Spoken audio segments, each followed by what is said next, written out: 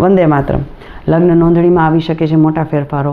Deputy chief minister હર્ષ સંઘવીએ એક bill રજૂ કરેલ છે વિધાનસભામાં, જેના મુતાબિક હવે નવા નિયમો પ્રમાણે વર વધુએ સૌ પ્રથમ તો તેમના માતા પિતાને જાણ કરી એનું ડિક્લેરેશન આમાં જોડવાનું રહેશે, તથા વરવધુના માતા પિતાનું આધાર કાર્ડ, એમના એડ્રેસ અને ફોન નંબર દેવા કમ્પલસરી છે.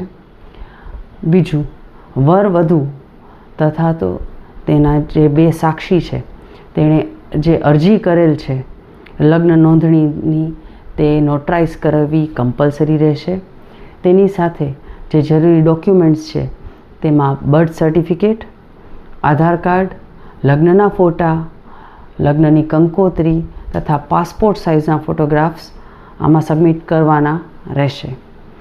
આ બધા ડોક્યુમેન્ટ્સ આસિસ્ટન્ટ રજિસ્ટ્રાર 10 દિવસમાં બધું ચકાસશે.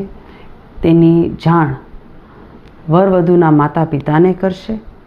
ત્યારબાદ તે તાલુકા અથવા જિલ્લા રજિસ્ટ્રારને બધી માહિતી અને ડોક્યુમેન્ટ્સ રજૂ કરશે અને બધી કાર્યવાહી અહીંયા પૂર્ણ થશે.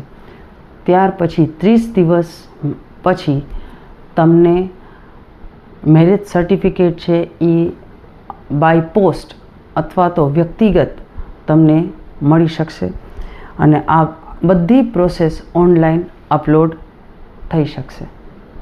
નમસ્તે.